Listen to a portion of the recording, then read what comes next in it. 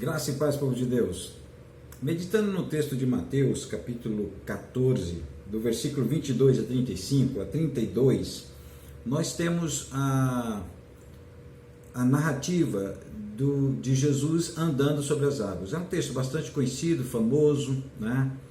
Mas é interessante que alguns fatores a gente pode aprender, é lógico, de todo o encontro de Jesus, de toda a ação de Jesus, de todo o gesto de Jesus, de toda a palavra de Jesus, nós podemos tirar aprendizados para nós.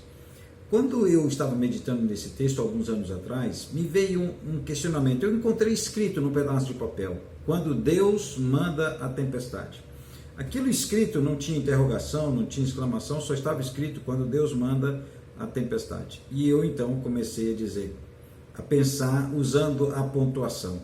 Eu primeiro coloquei um ponto de interrogação. Quando Deus manda a tempestade, o que vamos fazer? Como devemos fazer? A segunda eu botei uma exclamação. Quando Deus manda a tempestade. Das duas perguntas, uma resposta veio muito forte no meu coração. A tempestade, quem manda é Deus.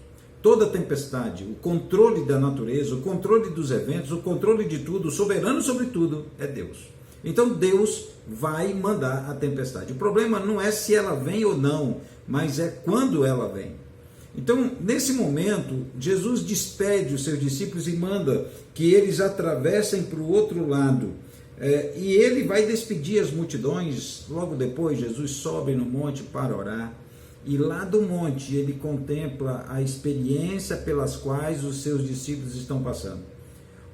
A Bíblia diz que uma tempestade pegou os discípulos no meio do caminho, no meio da travessia.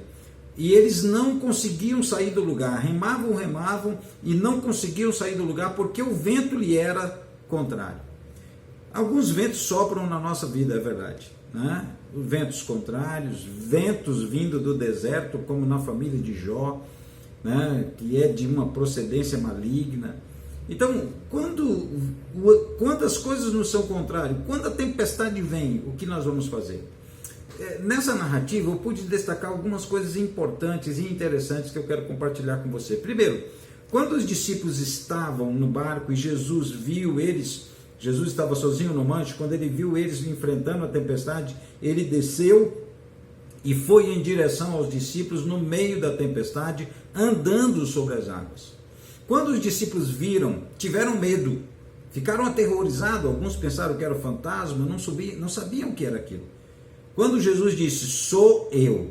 Então a primeira coisa que eu quero lhe dizer é que quando vem a tempestade, Jesus se apresenta. Nós conhecemos Jesus. Quando a tempestade vem, é um momento oportuno de se ter maior intimidade, conhecer melhor a Jesus. Ele disse, sou eu. Então esse é um tempo de nós conhecermos mais a Jesus. A segunda coisa que acontece, logo em seguida de Jesus ter dito, sou eu, ele disse, não tenham medo. A tempestade vem para nos ensinar a vencer o medo. 365 vezes, você já deve ter ouvido isso várias vezes. A Bíblia diz, não tema. 365 vezes a Bíblia repete essa mensagem, não tenha medo, não temas, não se atemorize, porque cada dia do ano Deus está dizendo para você, não tenha medo. Quando a tempestade vem, nós conhecemos melhor Jesus. Quando a tempestade vem, nós vencemos o medo. A terceira coisa é que quando Pedro percebe que é Jesus, ele diz, se é tu mesmo, manda eu ir ter contigo. E Jesus disse, vem. Na tempestade, Pedro andou sobre as águas. É certo que ele afundou um pouco depois, mas isso não foi imediato. Ele caminhou um pouco e afundou. Ele caminhou sobre as águas e depois caminhou de novo, quando Jesus segurou ele pela mão e o trouxe de volta para o barco. Então, a terceira coisa que a tempestade nos ensina é a andar no sobrenatural. É no meio da tempestade que nós vamos enfrentar o sobrenatural, que nós vamos conhecer, experimentar esse sobrenatural sobre nós.